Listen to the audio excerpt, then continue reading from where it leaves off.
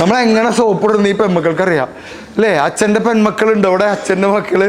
മാഡത്തിനൊക്കെ എന്താ അവസ്ഥ? എക്സിക്യൂട്ടീവ്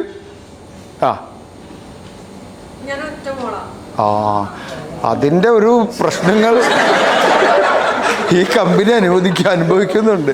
വെറുതെ പറയാട്ടോ. അപ്പോൾ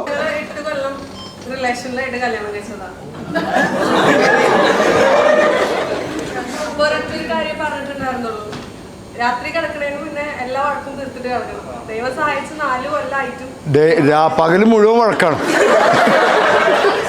പകല് മുഴുവൻ ഞങ്ങൾ വഴക്കാണ്.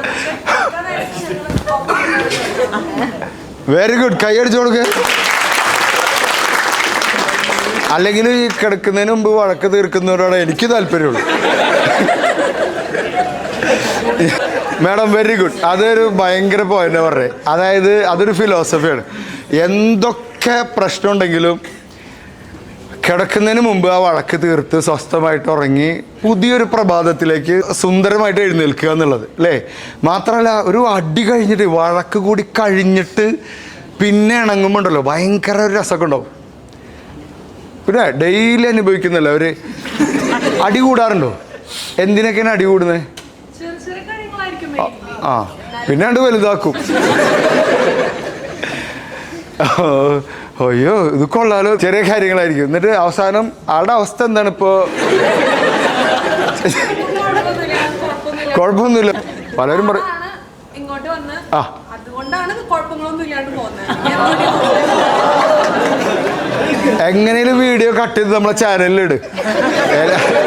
വിഷമങ്ങൾ അനുഭവിക്കുന്ന പുരുഷന് വേണ്ടി ആളിങ്ങോട്ടാ വരാറ്, കോംപ്രമൈസ് ചെയ്യും.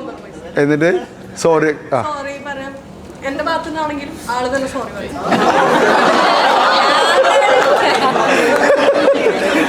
അതങ്ങനെ തന്നെയാ.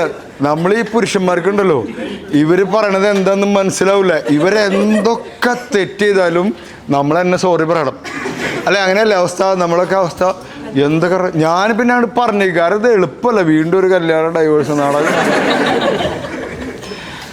പിന്നെ ഞാനൊരു ടിപ്പ് പറഞ്ഞുതരാം. അമ്മയും ഭാര്യയും തമ്മിൽ അടിയാണെന്ന് വിചാരിക്കുക.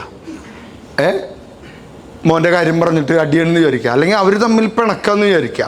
അപ്പോൾ ഭർത്താവ് ചെയ്യണമെന്ന് വെച്ചാൽ 2 പേരുടെ അടുത്തും ടെററായിട്ട് നിൽക്കുക, ഫുൾ ടെറർ, 2 ആളെയും മിരട്ടുക. അപ്പം നമ്മളെ നന്നാക്കാൻ വേണ്ടി അവരൊന്നാവും.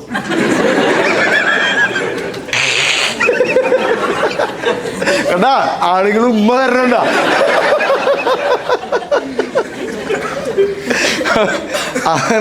അങ്ങനെ അല്ലെങ്കിൽ തല തല്ലും. രാവിലെ അമ്മയുടെ കേൾക്കണം, അത് കഴിഞ്ഞിട്ട് ഭാര്യയുടെ കേൾക്കണം, ആരെ കൂടെ നിൽക്കും. അതൊക്കെ എല്ലാ കുടുംബത്തിലും ഉണ്ടാവും. അടിയൊക്കെ ഉണ്ടാവൂലേ? ചില സമയത്ത് നമുക്ക് പ്രാന്താണ്.